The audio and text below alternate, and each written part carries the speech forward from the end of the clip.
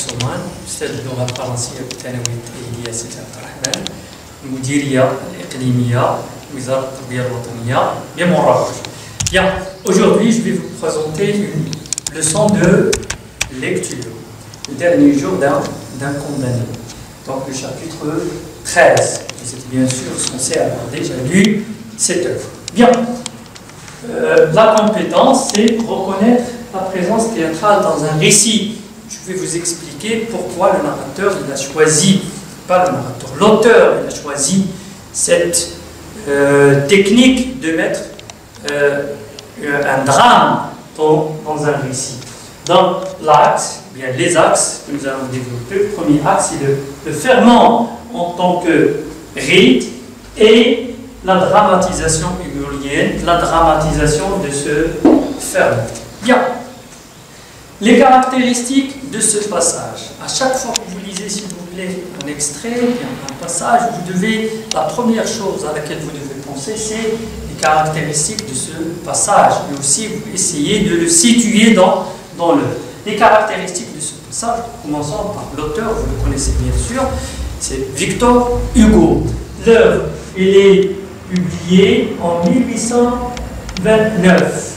Le genre, c'est un roman à thèse. Roman à thèse, hein, notez bien, roman à thèse, ça veut dire qu'il défend une thèse, il défend une idée. L'idée défendue ici dans cette œuvre, c'est l'abolition de la peine de mort. Le type et les narratifs descriptifs, bien sûr, dans le chapitre 13, dans d'autres chapitres, vous allez trouver le type argumentatif. Personnage, il n'y en a pas plusieurs, qu'un seul, c'est le condamné. Les événements, bien l'événement majeur, c'est le ferrage des forçats, bien sûr, toujours dans le chapitre 13. La mise en situation. Donc, l'événement qui est mis en situation, ça veut dire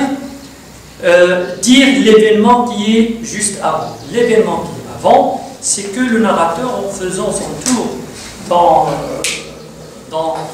dans sa cellule, il remarque qu'il y a des noms qu'il connaissait déjà, d'autres condamnés dans cette cellule, et il essaie de comparer son crime avec celui des autres condamnés. De toute façon, après sa condamnation, le narrateur, il est à 17.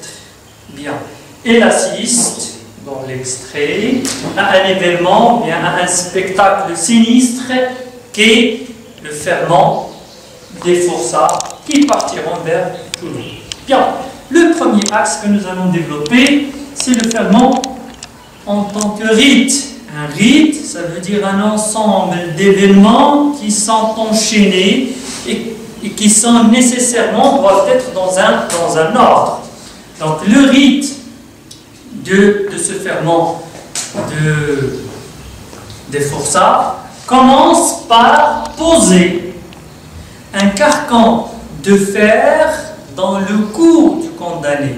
Ce sont deux forgerons qui s'occupent de cet événement, bien sûr. Mettre le carcan dans le cou avec des chaînes dans les mains et d'autres dans les pieds.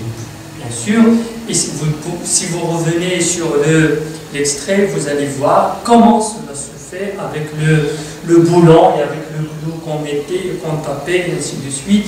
Il s'agit d'un événement qui est cruel, qui est inhumain parce qu'il y avait aussi l'humiliation des forçats. L'humiliation des forçats, c'est le fait de les dénuder de leur côté humain, réprimés par les gardes, qu'on les appelle aussi les gardes-chiournes. Vous êtes censé aussi vous êtes censé connaître ce lexique de la prison, aussi le lexique judiciaire, et ainsi de suite. L'enchaînement des forçats se fait par une cinquantaine de personnes, 50 personnes dans une seule chaîne. Revenez aussi sur l'extrait. Chaque prisonnier ne doit pas connaître l'autre prisonnier, ne doit pas être son ami, et on sépare les amis où ce fermement se passe dans la cour de Bicêtre. Et on a 200 forçats qui doivent traverser la France. Dans leur traversée, ils vont rencontrer la foule. Cette foule qui va y avoir un échange d'injures entre les prisonniers et aussi la foule. Aussi une autre façon, une autre manière d'humiliation et inhumanisation de ces personnages. L'événement, il est dramatisé par Victor Hugo. Dramatisé en tant qu'une pièce théâtrale. On va voir dans la fin de ce cours pourquoi il y a cette dramatisation et pourquoi la mettre comme une pièce théâtrale. Donc, puisque nous avons dit qu'il s'agit d'une dramatisation, d'une pièce théâtrale, une pièce théâtrale nécessite un certain nombre d'éléments qui doivent y être présents. Bien sûr, des spectateurs. Les spectateurs, selon Victor Hugo, sont en premier rang le condamné qui voit le tout à partir de sa fenêtre, de la fenêtre de sa cellule. C'est le spectateur privilégié, bien sûr. Et les autres spectateurs, bien sûr, il y a d'autres prisonniers et il y a les curieux de Paris. Le spectacle, c'est le ferment qu'on appelle aussi le ferrage. Ferment, si vous remarquez, il y a le mot fer, ça veut dire le fait de mettre du fer dans le cou, les mains, les pieds d'un forçat. Bien, il doit aussi avoir des acteurs. Qui sont ces acteurs? Bien sûr, dans cette pièce théâtrale. Les acteurs sont les forçats, qui sont, si vous voulez dire, les héros. Il y a les argousins. Ce sont des officiers chargés à la garde des prisonniers. Il y a monsieur l'inspecteur, il y a le directeur de la prison. Il y a aussi les deux forgerons. Bien, cette pièce théâtrale se déroule sur une scène, bien sûr. Cette scène, c'est la cour de Bicêtre, appelée aussi le préau. Bien, puisqu'il s'agit d'une pièce théâtrale, il y a aussi des actes. Premier acte, selon Victor Hugo, bien sûr, et selon l'extrait, c'est la visite des médecins, puis la visite des geôliers, puis le ferrage des forçats. Tout cela se passe dans une atmosphère comique, une tonalité comique. Aussi, il y a le pathétique. Quoi le mélange de ce qui est comique avec ce qui est pathétique? Le comique, si vous revenez ici sur l'extrait, il y a le rire des prisonniers. Il y en a ceux qui chantent, il y en a ceux qui dansent, il y en a l'autre qui fait la roue sur lui-même, et ainsi de suite. Il y a aussi le pathétique. Le pathétique, l'humiliation.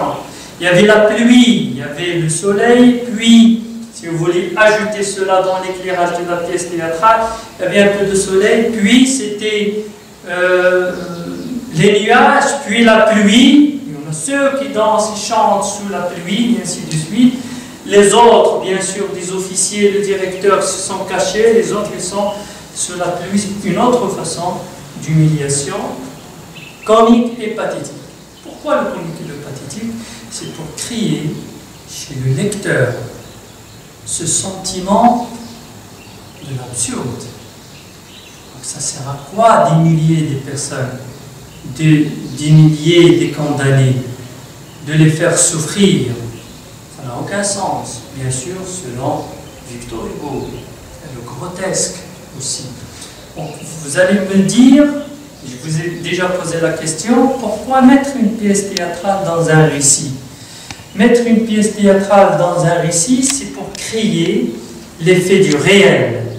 C'est pour pousser le lecteur à dire, ou bien à penser, ou bien à croire que le condamné existait et que tout ce qui se passe est une réalité. C'est créer l'effet du réel, la vraisemblance aussi. Bien, donc, reconnaître la présence d'une pièce théâtrale dans un récit, vous la connaissez maintenant. Faites attention, j'aimerais bien vous attirer l'attention sur une chose. Dans le dernier jour d'un condamné, dans chaque extrait, il y a plusieurs figures de style. Les figures de style, bien sûr, c'est une autre leçon qu'on peut étudier, mais et on a dans cet extrait la métonymie, quand Victor Hugo disait « tout Bicêtre rit hein, voilà, chante, danse ». Bicêtre est une prison. Bicêtre ne peut pas rire. Ceux qui rient, ce sont les personnes qui sont à Bicêtre. Donc il s'agit d'une métonymie. Au lieu, donc, je prends le nom de la prison pour désigner des autres personnes. Quand on dit par exemple tout Paris dort, c'est pas Paris qui dort, mais ce sont les personnes qui habitent à Paris qui dorment. Je vous remercie pour votre attention. Je vous souhaite une bonne continuation et à la prochaine leçon. Au revoir.